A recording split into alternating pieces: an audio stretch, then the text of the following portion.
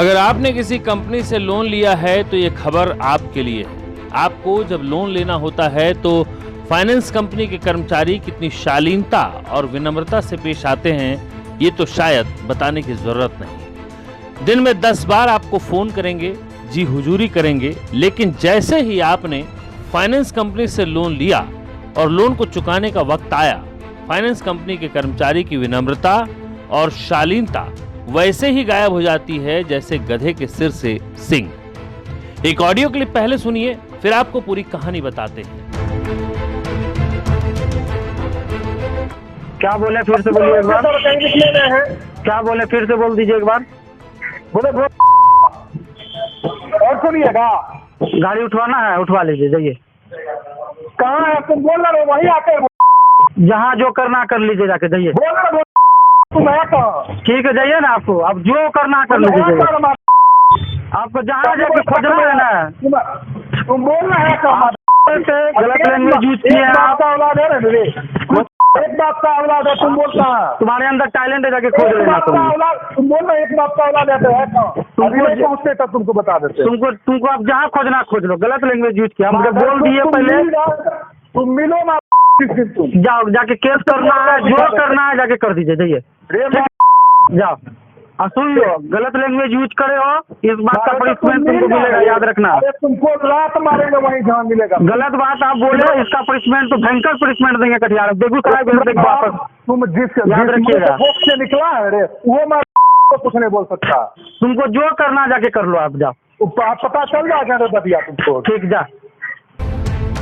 दो लोगों की इस बातचीत में एक है फाइनेंस कंपनी के कर्मचारी सुमित और दूसरे हैं पीड़ित मोहम्मद गियास। 1 मिनट के इस ऑडियो कॉल में दर्जनों बार फाइनेंस कंपनी के कर्मचारी सुमित ने गियास को भद्दी भद्दी गालियां दी, ऐसी गालियां जिन्हें हम आपको सुना नहीं सकते, लिहाजा हमने उसे बीप कर दिया है।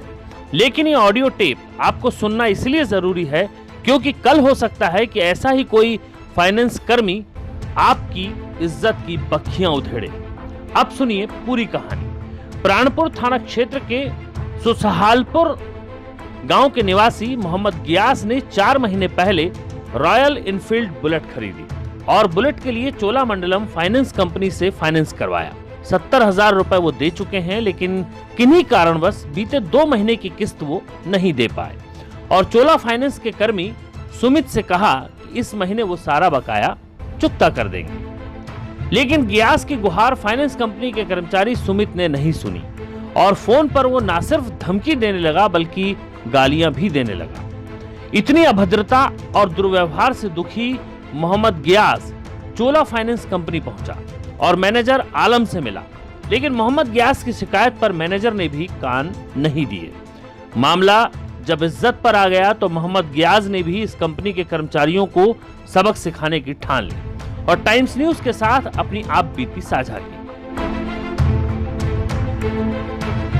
हम 3-4 महीना पहले जो है रॉयल इनफील्ड शोरूम से गाड़ी एक फाइनेंस करवाए थे, बुलेट, जो चोला मंडल फाइनेंस की तरफ से फाइनेंस करके गाड़ी दिया गया था।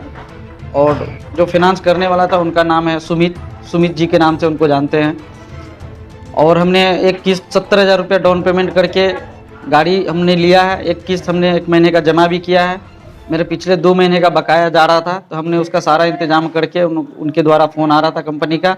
उनके द्वारा जब फ़ोन आने के बाद हम सारा पैसा का इंतजाम करने के बावजूद उनको खुद हम कॉल किए कि सुमित भाई, हम जो है शनिवार को जाकर के जो है हम सारा पैसा आपका जमा कर देते हैं, ठीक है, बाकी का जो है जो होगा वो हो जाएगा। तो वो उन्होंने हमको पूरा मतलब गाली गलौज करने लगा, पूरा जान से मारने का धमकी देने लगा बाजबते पूरा। उसके बाद हम फिर मोबाइल में अपना उसका रिकॉर्डिंग शुरू किया। रिकॉर्डिंग करने के बाद उसने पूरा बुरी तरीका से मुझे गाली दिया है उन्होंने। मामला बिगड़ता देख बाद में आरोपी सुमित ने स्वीकार किया कि उसने गाली दी, जो कि पहले अपनी बात से मुकर रहा था। ठीक है, हम गाली दिए, हम एक्सेप्ट कर रहे हैं गाली की। क्यों दिया गाली? बोले निकाले क्योंकि हम इनको फोन किए हैं। इसी की मां बाप नहीं आ रहा है। ठीक है, हम गाली दिए, हम एक्सेप्ट कर रहे हैं गाली की। क्यों दिया गाली? बोले निकाले क्योंकि हम इनको फोन किए हैं। इसी की मां बाप नहीं आ रहा है। लेकिन सवाल ये नहीं है कि फाइनेंस कंपनी के कर्मचारी ने अपनी गलती मान ली। सवाल ये है कि फाइनेंस कंपनी के नाम पर ये गुंडागर्दी क्यों? क्या लोन लेने वाले व्यक्ति को फाइनेंस कंपनी अपना बंधुआ मजदूर समझती है? क्या उस व्यक्ति का कोई आत्मसम्मान नहीं जो कंपनी के कर्मचारी उसे इतनी भद्दियां गाली देंगे? अगर कोई व्यक्ति लोन नहीं चुका पा रहा है तो उस कंपनी के पास ये अधिकार है कि वो फाइनेंस किया हुआ सामान जब्त कर ले।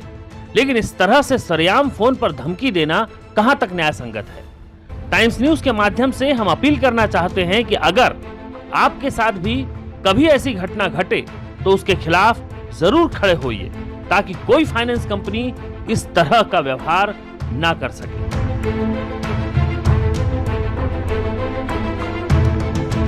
वीडियो जर्नलिस्ट जितेंद्र मालाकार के साथ बंटी प्रसाद की रिपोर्ट, टाइम्स न्यूज, कटिहार।